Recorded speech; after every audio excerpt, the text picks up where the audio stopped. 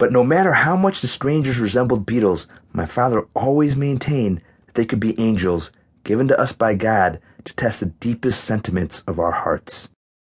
When we were but infants in our new home, my father welcomed an angel into our house.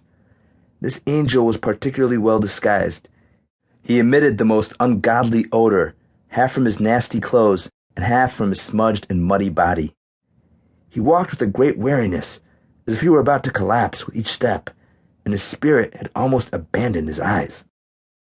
Maybe because my father had often been an angel himself, maybe because he had survived only through the kindness of those who could see past his disguise, maybe because in Africa he had felt the deep pain of homelessness, my father welcomed the man into our home.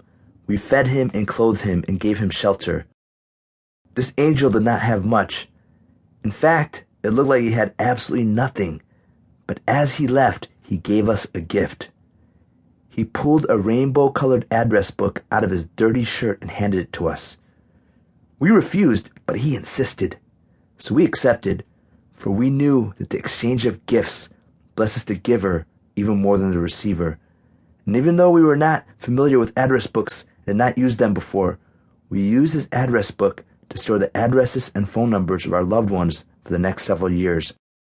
And we always thought of him, our angel.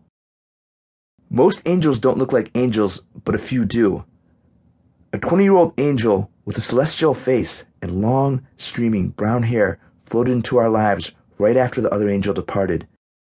I don't remember when she first came to us, but I remember her visits.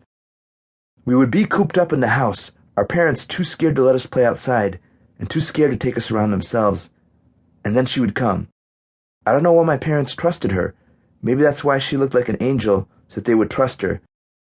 She would take us to play soccer at Wheaton College, where she went to school, then to the playground, and then she would pull out her acoustic guitar and sing to us, sing with us, sing to us. Then she would teach us of the lamp that guides all paths. Twelde and Mehret and I were just kids.